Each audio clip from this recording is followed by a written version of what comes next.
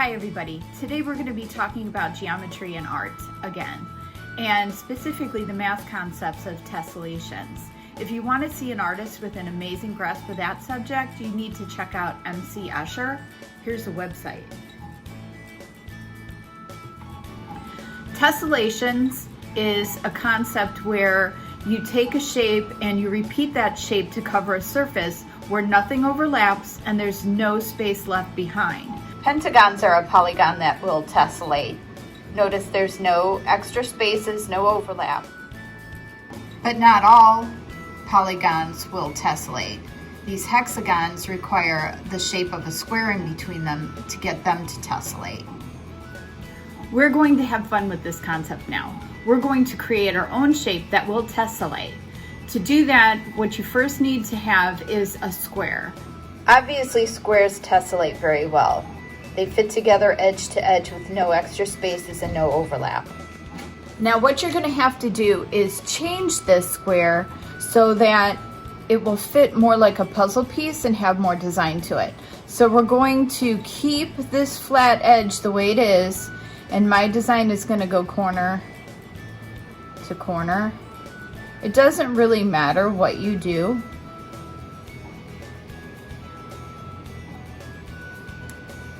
As long as that edge stays the same. And then I'm going to cut on this line. Okay, so I've now cut that apart.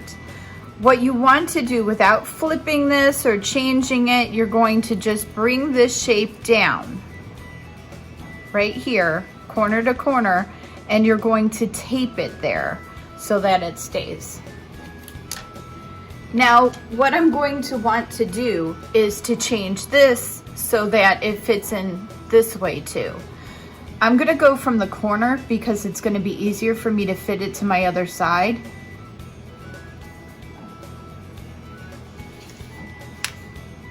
Once I cut this out, I'm gonna slide it over and match up this corner with this corner over here.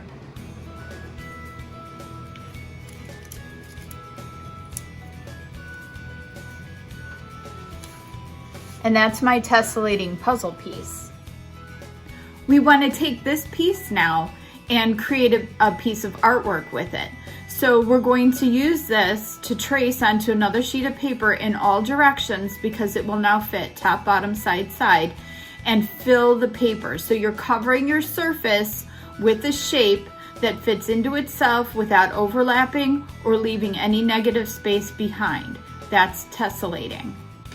When deciding how to trace this, it doesn't matter if you trace it this way or that way or however you want to do it. So when I look at it, I might want to decide beforehand what this might be, and then trace it. You know, if I turn it this way, it kind of looks like an elephant with a long nose, so I might want to trace it that way, or, you know, cat with wings.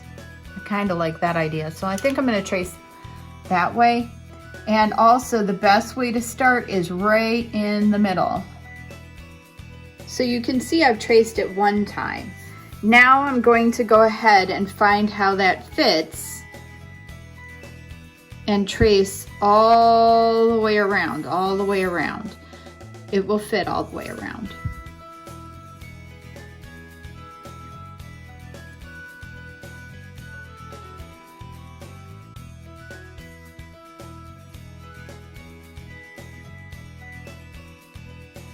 And this is what it looks like when it's done. Now what you have to do is really look at this and decide if you can see anything in that. Whatever it is that you see, you have to make other people see. So now you're going to go back in and you're going to add the details to that so that other people can understand what you're trying to get across. A good idea is to trace your shape out a couple of times and play with the ideas. It really is worth it to do more than just one idea. So here was my first one, kind of a cat with wings. Here's another one. All of these are all in the same direction, but you might need to turn yours to see what it does in different ways. So here's my other one, kind of ghosty things. And then my third one is an octopus playing with a starfish or a sea star.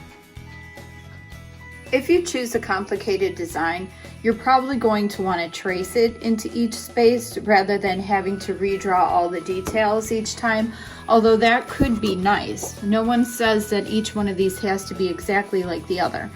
But to make it easier, I have a light table.